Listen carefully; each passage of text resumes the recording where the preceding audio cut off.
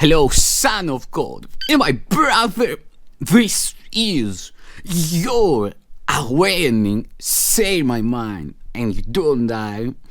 Give as you receive, and your release is certain. Today's teaching is the records of God. The part 7 of the series, The Illusions of the Ego.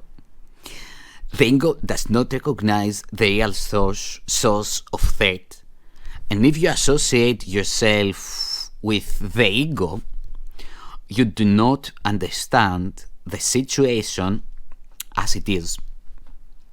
Only your alliance to it gives the ego any power over you.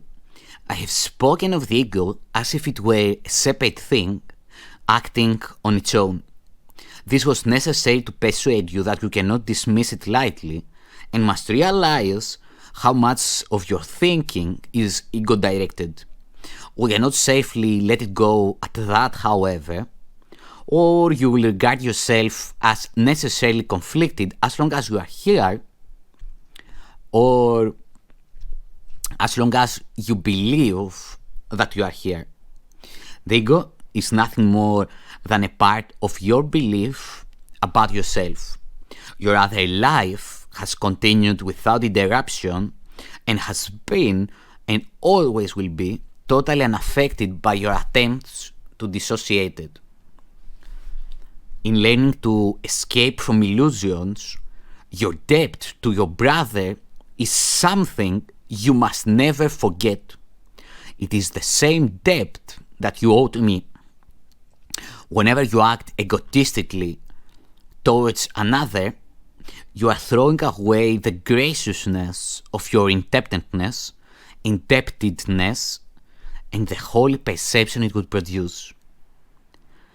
The term holy can be used here because as you learn how much you are indebted to the whole sonship, which includes me, you come as close to knowledge as perception can. The gap is then so small that knowledge can easily flow across it and obliterate it forever. You have very little trust in me as yet, but it will increase as you turn more and more often to me instead of your ego for guidance. The results will convince you increasingly that this choice is the only sane one you can make. No one who learns from experience that one choice brings peace and joy while another brings chaos and disaster needs additional convincing. Learning through rewards is more effective than learning through pain, because pain is an ego illusion and can never induce more than a temporary effect. The rewards of God, however, are merely recognized as eternal. Since this recognition is made by you and not the ego, the recognition itself establishes that you and your ego cannot be identical. You may believe that you have already accepted this difference, but you are by no means convinced as yet.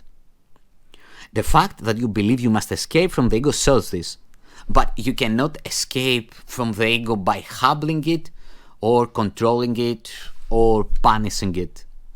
The ego and the spirit do not know each other. The separated mind cannot maintain the separation except by dissociating. Having done this, it denies all truly natural impulses, not because the ego is a separate thing, but because you want to believe that you are. The ego is a device for maintaining this belief, but it is still only your decision to use the device that enables it to endure. How can you teach someone the value of something he has deliberately thrown away? He must have thrown it away because he did not value it. You can only show him how miserable he is without it and slowly bring it nearer so he can learn how his misery lessens as he approaches it. This teaches him to associate his misery with its absence, and the opposite of misery with its presence. It gradually becomes desirable as he changes his mind about its worth. I'm teaching you to associate misery with the ego and joy with the spirit. You have told yourself the opposite. You are still free to choose, but can you really want the rewards of the ego in the presence of the rewards of God? My trust in you is greater than yours in me at the moment, but it will not always be that way. Your mission is very simple. You are asked to live as to demonstrate that you are not an ego and I do not choose God's channels wrongly. The Holy One shares my trust and accepts my atonement decisions because my will is never out of accord with His. I've said before that I'm in charge of the atonement.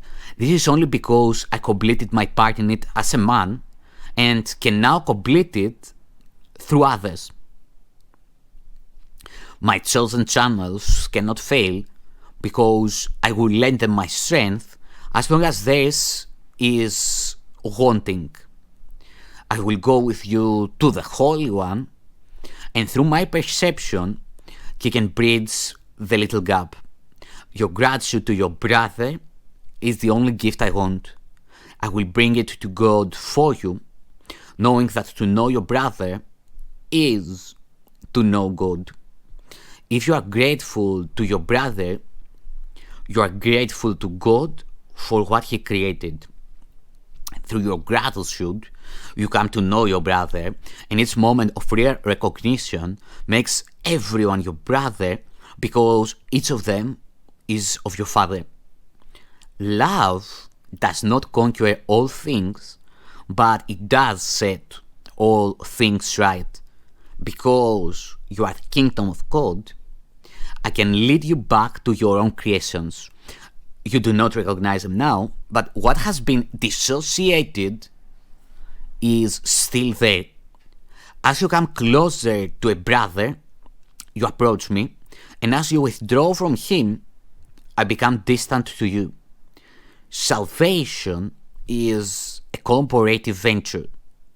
It cannot be undertaken successfully by those who disengage themselves from the sonship because they are disengaging themselves from me.